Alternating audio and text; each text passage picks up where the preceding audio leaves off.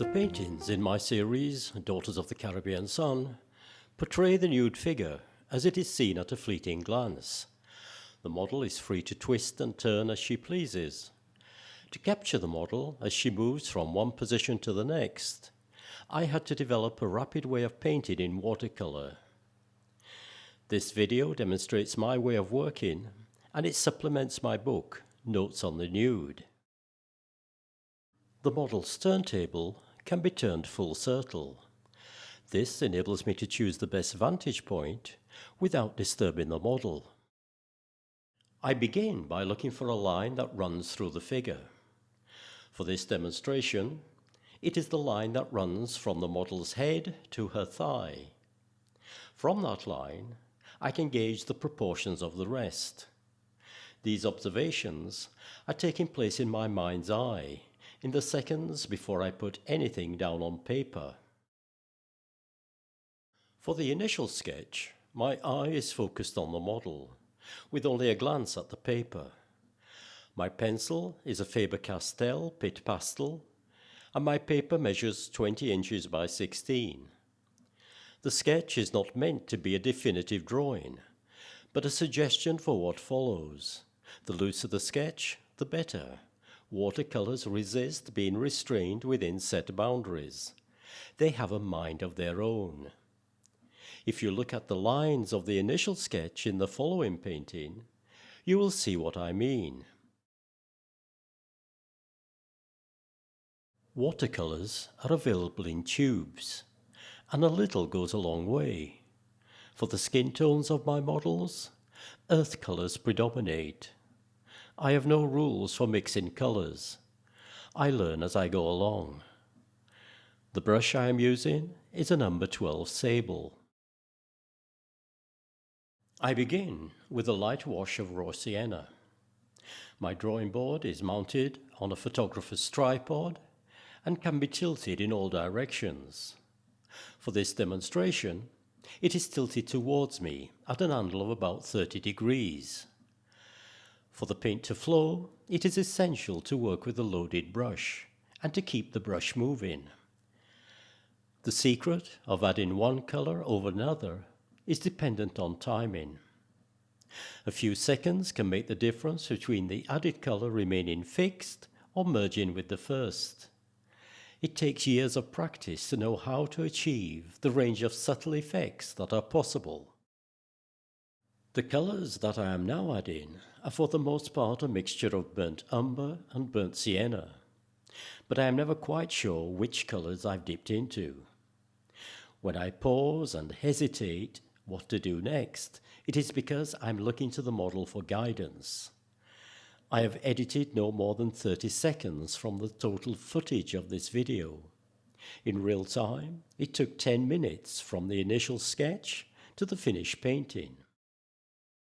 I am now allowing the colors that I add to the painting to run down the page. If need be, I can catch the runs with the tip of my brush or with a facial tissue. Alternatively, I can limit their progress by tilting the drawing board nearer to horizontal. As I am painting, I occasionally flick my brush to the side to remove excess water. For this video, I'm sat down to the side of the painting, so as to allow the camera to look over my shoulder. Normally, I work standing and place myself directly in front of the painting. For the initial sketch, I set the drawing board to eye level and tilt it to almost vertical. I then lower it to knee height and tilt it again so that I'm looking directly down on the paper of painting. There is a saying that a watercolor can't go right until it has gone wrong. At best, the watercolor is an accident waiting to happen. You can then add the difficulties of working from life. The model's contribution is an essential part of the creative process, and the chance of the artist and model reaching a creative high at the same time is 1,000 to 1. My Caribbean models are not professional models. I find them in the queue at the supermarket, selling mangoes by the roadside, and bathing in the rivers. You can add to the list college students, cashiers, doctors, account executives, poets, musicians, and a truck driver. All I ask is that they don't modify their natural charms for a foreign concept of beauty. I work with a model for no more than 1.5 hours. In that time, I attempt 3 paintings. One of my best paintings came about just before my model had to rush to catch her bus home. After the final pose, she rolled over in sweet relief. But as often happens, it is the rolling over that reveals a fleeting position that cannot be contrived. When that happens, I beg the model to hold it right there while I work at the speed of light to get that elusive moment down on paper. While I do the painting, God performs the miracles.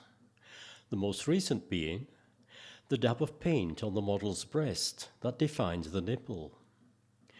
The challenge now is to resist disturbing that miracle while I add more washes to the figure as a whole. These are tense moments. A watercolor painting, unlike an oil painting, cannot be corrected. What goes down stays down. It must also be remembered that the only white available in watercolor painting is the white of the paper. If those highlights are lost, they cannot be restored. The secret is to leave more than you think you'll need. The dark wash that I'm now about to add to the model's hair is one that runs away from me. When this happens, my models are used to hear me crying, "No, no, no, no, no." Normally, I would have avoided the unruly run by tilting the handle of my drawing board to nearly horizontal, but that would have altered the camera settings for this video. My only recourse now is to remove it with a tissue, and at the same time, keep an eye on any other potential deviant runs. The commentary for this video is not meant to be focused entirely on the progress of this particular painting, but rather on my way of working with the model and painting in general. Painting is 10% technique and 90% passion. It involves a different way of seeing, thinking, and feeling. My paintings are not meant to be definitive, but suggestive. I leave room for the viewer to enter the creative process. What matters is not what I put into a painting, but what I leave out. On a sultry afternoon, my model might drift off to sleep, and I'm lulled into painting on and on. As a result, each additional brushstroke diminishes rather than adds to the initial vision. Like true love, the creative endeavors of artist and model are thwarted with difficulties. Inspiration is dependent on the united body and soul of both. Trying too hard induces failure more often than not trying at all. I am forever searching for a model that is not a model, and a pose that is not a pose. It is easier to find the conventional concept of beauty than it is to find the everyday figure that I need for my work. Equally, it is difficult to get everyday figures to just be themselves. It can take weeks before the artist and model are able to sing from the same hymn sheet. Modeling for the kind of beauty that I want to portray isn't easy. I am now beginning to add the ground for the figure to rest upon. The neutral grey was made up by adding a touch of cobalt blue to the mixture of leftover washes on my palette. I try to leave a small space between the ground wash and the figure, so as to avoid one colour running into the other. I keep reminding myself to practice what I preach. It's easier to say forget about defining detail, but difficult to loosen up, especially when there is a temptation to flatter the face and figure of a new model. Fortunately, My models soon enter into the lyrical scheme of things, and they loosen up before I do. The washes that I'm now adding were again made up from leftover mixes on my palette. It is the subtlety of one colour running into another that I am after. Watercolour is the most demanding of all painting media. In a matter of minutes, scores of things can go wrong. Runs have a mind of their own, but the better the artist, the more often they happen in his favour. Of all the ways of depicting the female nude, the reclining nude is my favourite, and the same goes for my models. It allows them to daydream through the warmth of a tropical afternoon. The large turntable is comfortably padded, and they are free to turn and stretch in whichever way they choose. On more than one occasion, a sleepy-eyed model has rolled off the edge and tumbled onto the floor. At this stage, I have no means of replacing highlights that have been lost, but I can, with careful judgment, accentuate the darks, thus highlighting the adjoining colours. However, there is a danger of deadening colours by too much overpainting. Watercolours are best put down and left undisturbed. Fortunately, the initial washes are still moist and able to accept the additional colour without destroying what I call their bloom. I am now weighing up my options and spending more time looking than painting. The fact that my model's time is limited often saves the day, as it stops me from deliberating too long. But even after the model has stepped down, there is still a temptation to add one more finishing touch, and that can be ruinous. The finishing touches that I'm about to add are not with paint, but with the pastel pencil I started with. With the lightest of touch, I'm accentuating the boundaries of selected areas in order to clarify the figure. The pastel pencil fuses with the moist colour, whereas a graphite pencil repels.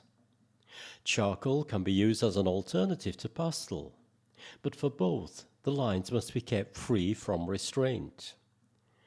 A barely perceptible line serves to give the breast its curvature. I don't always begin a painting with an initial sketch. Sometimes I go straight in with watercolour. I might then use lines to loosely tie everything together. As always, I am indebted to my models, for without them my work would not exist. I end this video with the biblical words of advice given by a past master of the nude figure. Take the shoes from off thy feet, for the ground you are about to step upon is holy ground.